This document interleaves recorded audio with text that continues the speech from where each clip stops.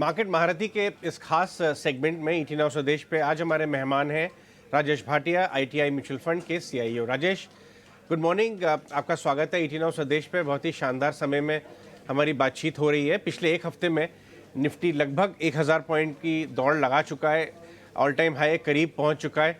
लेकिन फिर भी स्क्रीन भले ही ऑल टाइम हाई करीब है निफ्टी, लेकिन जो हम सेंस ले रहे हैं कि सामान्य इन्वेस्टर के बीच में अभी भी नर्वसनेस है। ये बड़ा जो इवेंट आ रहा है इलेक्शन का, शायद इसको लेके क्या आपने भी अपने पोर्टफोलियोज में कुछ कैश लेवल्स रेज किए हैं जैसे इंडस्ट्री में दूसरे प्लेयर्स ने किए थे इस बड़े इवेंट के चलते और वैल्यूएशन के चलते? पहले तो नमस्कार आपको Ajay ji. Thank you for calling me on your show. ये जो इवेंट है इस पे अगर मार्केट थोड़ा नर्वस है तो वो काफ़ी जस्टिफाइड है। लास्ट एक साल में हमने देखा है कि हमारे मार्केट्स ने काफ़ी अच्छा रिटर्न दिया है। लार्ज कैप्स और मिड कैप और स्मॉल कैप ने तो और भी ज़्यादा। और ये बड़ी इवेंट है।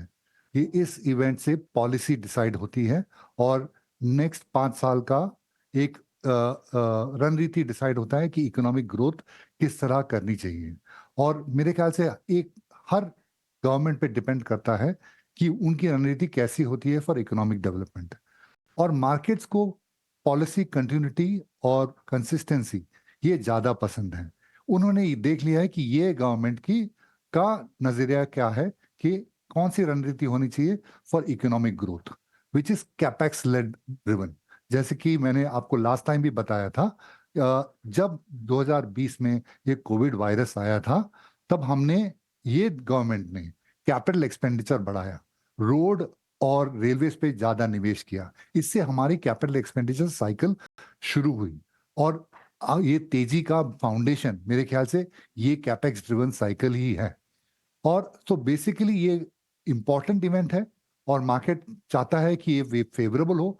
आज का मार्केट का अजम्पशन है कि ये जो भारत बीजेपी की सरकार है वो कंटिन्यू करेगी, और वो ये मार्केट चाहता है कि ये इवेंट पूरा हो और वो नेक्स्ट 5 साल की तरफ देखे।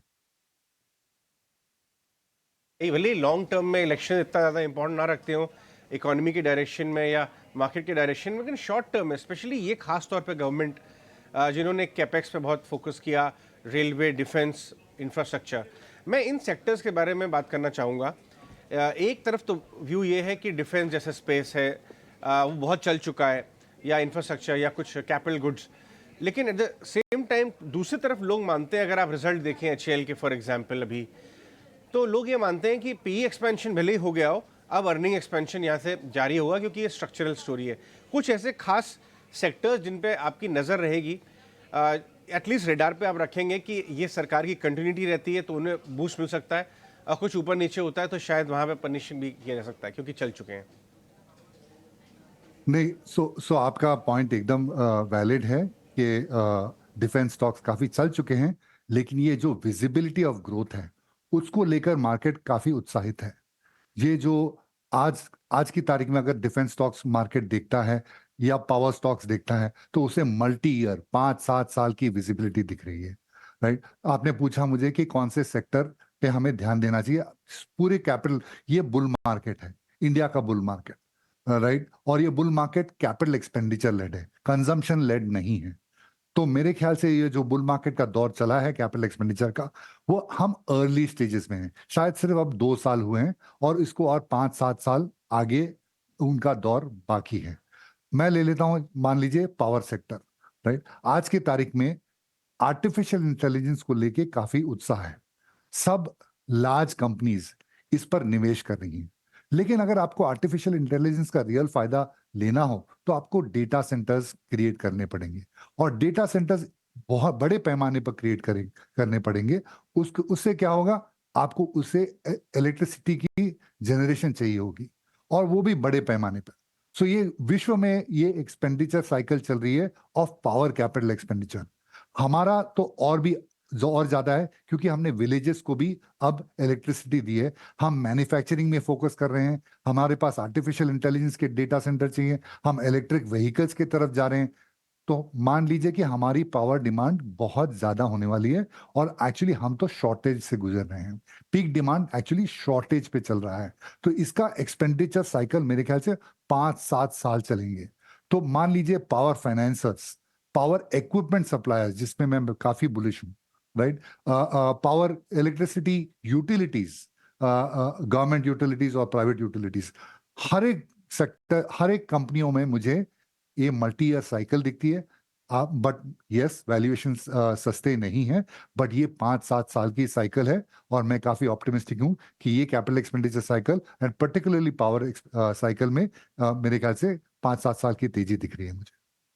आखिरी सवाल मैं इलेक्शन में पूछूंगा आपसे, फिर हम लोग सेक्टर्स की बात करेंगे। वो ये है कि एक छोटा सा हिस्सा है बाजार का जो ये भी कहता है कि भाई शायद एंटी इनकम्बेंसी लग जाए, शायद वो तेज़ी इतनी नहीं आ पाए जितनी बाजार मान के चल रहा है, और गोइंग इनटू द इवेंट जिस हिसाब से बाजार मजबूत हो जा रहा है कि मार्जिन ऑफ एरर कम है। अगर मान लीजिए वो उस तरफ का सिनेरियो प्ले आउट हो जाता है जो बाजार अभी मान के नहीं चल रहा है, तो आपको कितनी गिरावट बाजार में नजर आती है और स्ट्रैटेजी क्या होनी चाहिए? उस गिरावट में भी क्या फायदा लेना चाहिए, उसमें अच्छे स्टॉक्स उठाने चाहिए? देखिए, मेरे ख्याल से तो मार्केट थोड़ा एक्सटेंडेड है, वैल्यूएशन सस्ते नहीं है।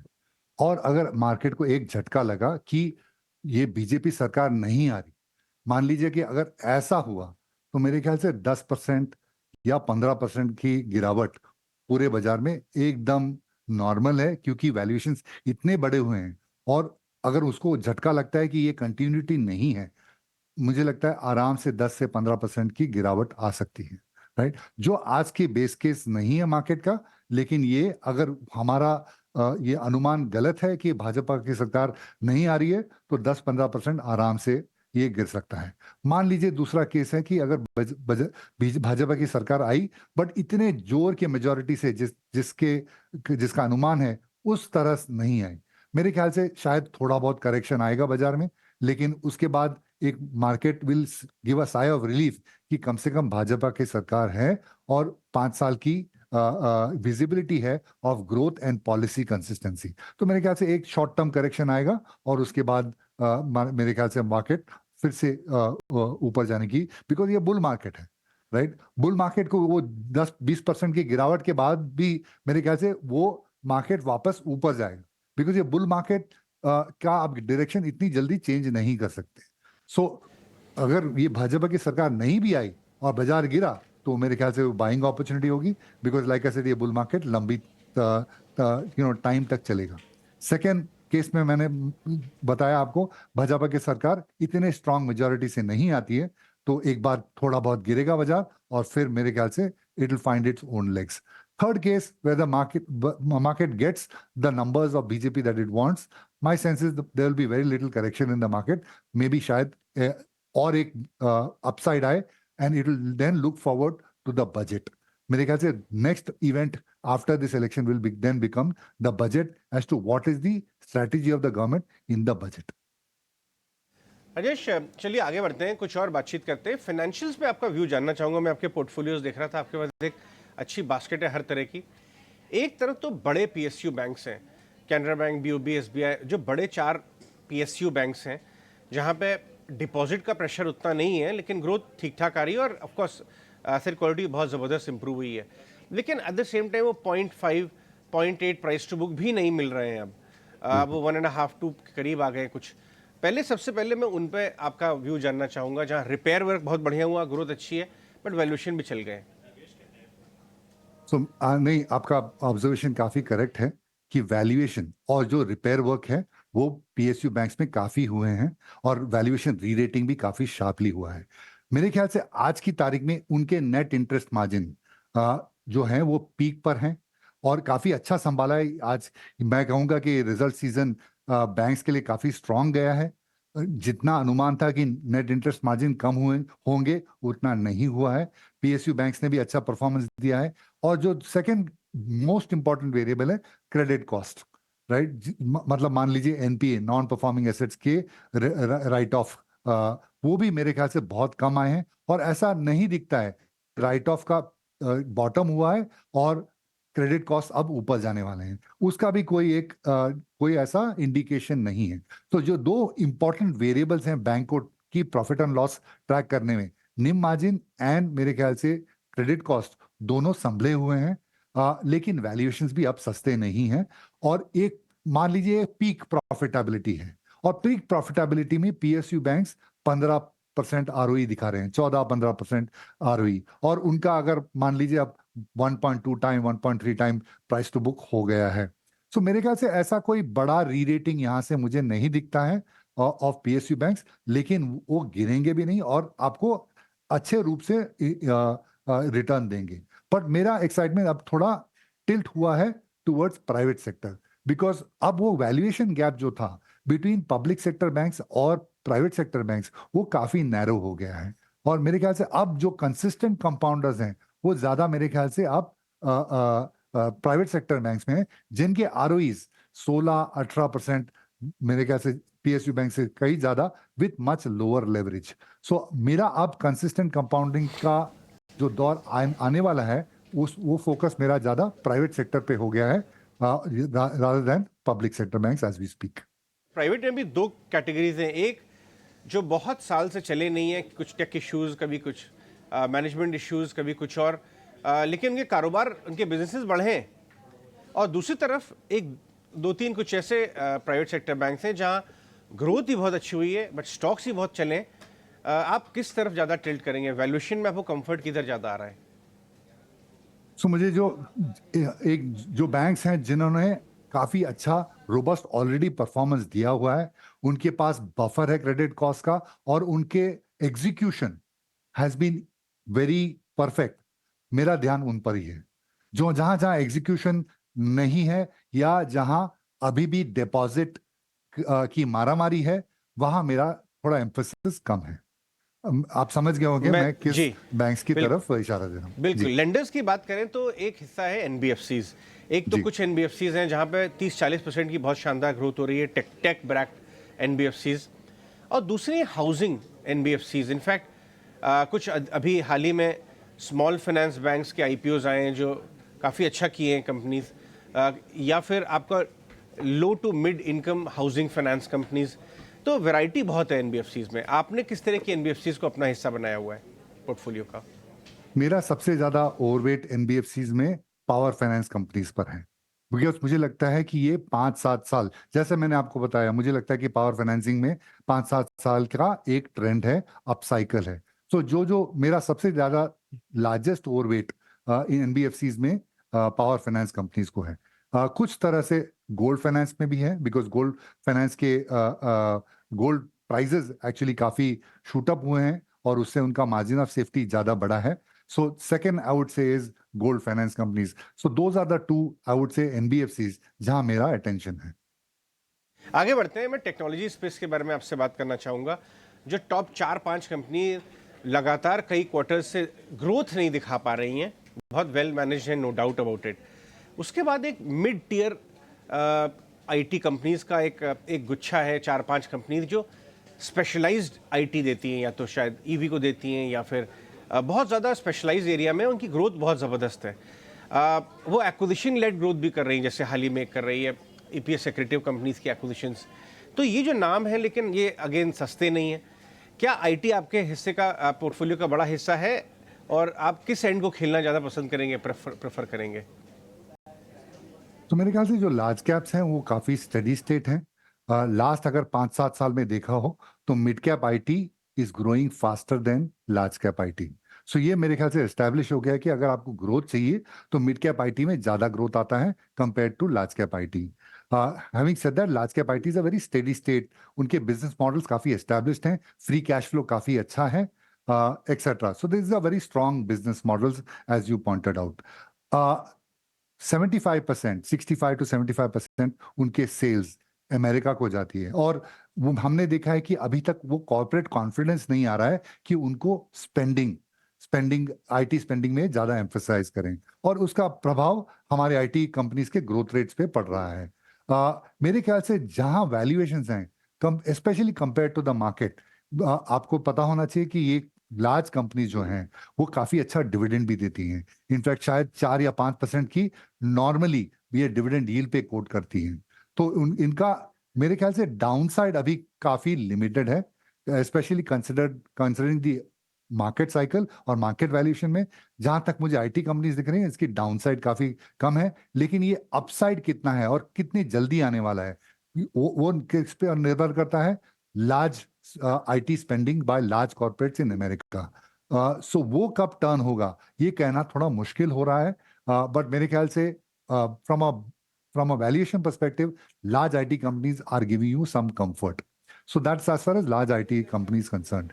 ये मेरे ख्याल से जो मिड कैप आईटी कंपनीज हैं, ये थोड़े दिन समय के बाद लार्ज कैप आईटी को पहले धक्का लगा और थोड़े समय के बाद अब हमें दिख रहा है कि मिड कैप आईटी में भी थोड़े थोड़े गाइडेंस कम हो रहे हैं। वो लोग सेल्स एंड डेवलपमेंट पे ज्यादा स्पेंड कर रहे हैं, मार्जिन का गाइडेंस कम कर रहे हैं, बिकॉज अब दिख रहा है उनको कि अब हमारे पास जो पहले हमको जो ग्रोथ रेट्स आ रहे थे वो अब आसानी से नहीं आ रहे हैं। हैविंग सेड दैट, अगर लंबे समय तक आपको निवेश करना है आईटी में तो मेरे ख्याल से mid cap IT is the fastest growing area as you move forward. चलिए आगे बढ़ते हैं। मैं आपका व्यू जानना चाहूंगा रियल एस्टेट स्टॉक्स। जबरदस्त रैली भी की है और नंबर्स भी बहुत इंप्रूव हुए हैं। अब ये व्यू आ रहा है कि शायद हम मिड सेक्टर में आ चुके हैं, साइकिल में आ चुके हैं सेक्टर के। रियल एस्टेट स्टॉक्स में आपका कंफर्ट कहाँ पे है? लार्ज कैप ओनली या कुछ स्पेशल सिचुएशन मिड कैप्स भी आप देख रहे हैं रियल एस्टेट में? और दूसरा, क्या आप इसी का दूसरा हिस्सा कि आप क्या रियल एस्टेट को उसके एंसिलरीज के साथ खेलना शुरू करेंगे? सीमेंट, होम इम्प्रूवमेंट, टाइल या कुछ और? या सो नहीं, आप पहला आपके सेकंड सवाल का मैं जवाब दे देता हूँ। हाँ, हम लोग ज्यादातर रियल एस्टेट उनके एंसिलरी सेक्टर से खेलते हैं। वायर एंड केबल्स जैसे मान लीजिए, वहाँ हमें ज्यादा प्रिडिक्टेबल ग्रोथ स्टोरीज दिख रही हैं। टाइल्स आपने जैसे कि बताया, ये और या तो home loan companies. So these are the other, मेरे ख्याल से wires and cables and home loan companies हमारा प्रेफर्ड सेक्टर है to play the real estate sector. So ancillaries are the home the real estate cycle। और आते हैं आपके पहले सवाल पर। हाँ, मेरे ख्याल से ये एक लंबा समय का, ये भी रियल एस्टेट साइकिल भी आपने देखा होगा 2010 से 2020 तक एकदम लो एनर्जी में था।